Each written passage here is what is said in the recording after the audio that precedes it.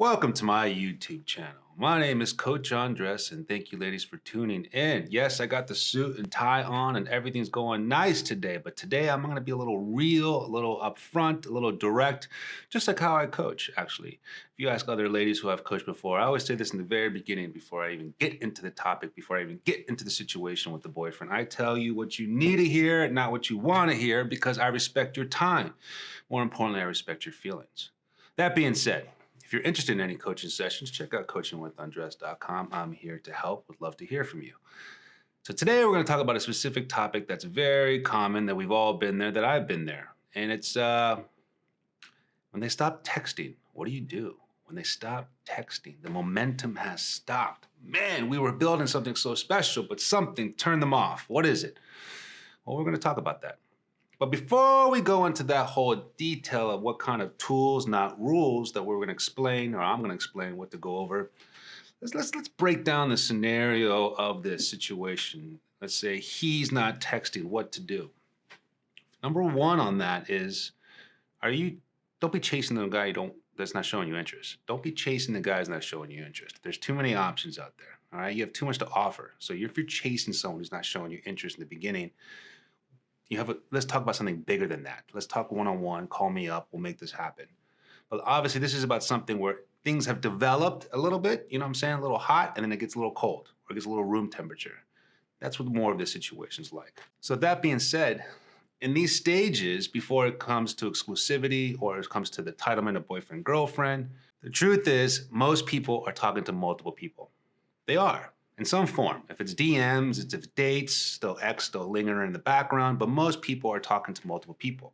So you always have to make sure you stay calm and collective and represent yourself as confident as possible and almost reassure yourself that you have choices too.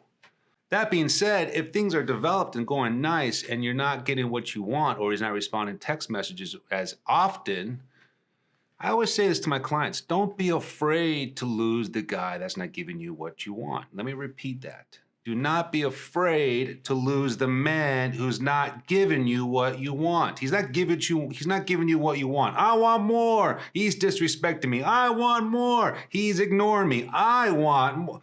Ladies, do you get the point? This is what I tell my clients. This is what I'm going to tell you right now in your face. Do not be afraid to lose the guy who's not giving you what you want. That being said, now we covered that out. I had to get that out of the way. Sorry, maybe the suit and tie is giving me this authority figure kind of speech moment, but I'm getting out of the system. Now we're going to talk about the tools, not the rules.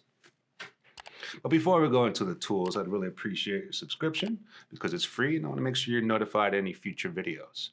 As well, hit the like if you like the video. If you don't, I don't mind. It's not personal. I'll work on it. I'll become better.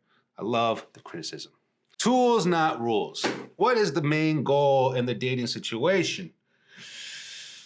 Desire. Creating desire. How do we create desire? By extending the flame, the fire, as long as possible in the beginning before things become repetitive or routine-based. So double texting. Don't do it. If he's not responding, stop double texting. If he's not responding, don't DM him. You don't start fresh with different formats of texting or communication. Well, I texted him once, but I Snapchatted him twice, and I emailed him 3 times, but I Instagrammed him 4 times. What are you doing? So any level of communication, I don't care if it's a letter in the bottle out on the beach and you throw it in the water. Do not double text. Do not double communicate. Do not. Why? I understand why you want to. I've been there, but you don't because that creates more desire. Give the breathing room to let the breathing room extend to like at least 3-4 days. Give the man some time. You know what I'm saying? He might have some personal obligations or busy at work or family situations, but give the man some time. And again, this is more about when the situation, the relationship is going well, and then for some reason he kind of slowly disappearing. One story, a client of mine, her personal story was that she got caught up too quickly in the first date and slept with him on the first date. And is wondering why he's not pulling back, even though they had such great conversations, great bond, great connection. And I was like, well, we kind of gave up the first rule, but you guys built such a beautiful friendship, beautiful connection. We're just going to have to redirect, almost take a detour to where you want to go with him because you got there too quickly. So we're going to pull back, completely pull back. The idea out of that situation is to create the desire. So give the man some breathing room. Do not suffocate at this beginning stage where it's nice and freaking amazing. Everything's perfect. Oh, Lord, everything, everything's going great. Everything's going great. Do not force that. Do not rush that. I always say to my clients, that's the beautiful dance that you guys finally met up. You're over here with all the girls. He's all over there with the boys in the high school dance format. And you finally take the courage. You finally take the initiation to meet up in the middle and you're dancing. Why rush this song? Why rush this dance? The second tool, not rule, is, well, when you're not trying to suffocate the situation and you eventually do reach out, let's say after a reasonable amount of time, come from a good place, a love of abundance, a level of positivity, a level of confidence. Reassure yourself that you have options. You're not desperate. I always tell my clients, you're more than a girlfriend. You know that, right? You just don't know that. You're more than that. We have to explore that. We have to find that out. Self-love, self-care, self-awareness. So reassure yourself that you have options. You got plenty of options. It's a lot easier for a woman to get a man's attention than a man to get a woman's attention.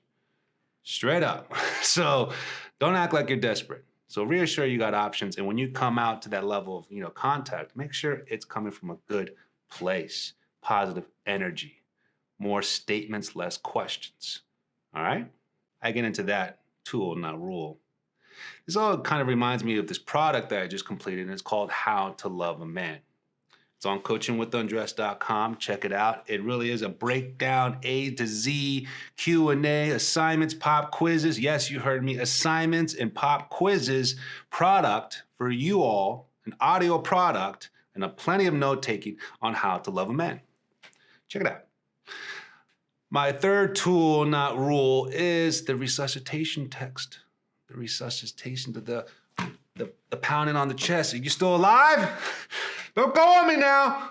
Oh, I don't know what I was going with that. But my point is the resuscitation text. And that's kind of how do we reach out without seeming desperate, needy, or even the fake level of confidence that we're portraying.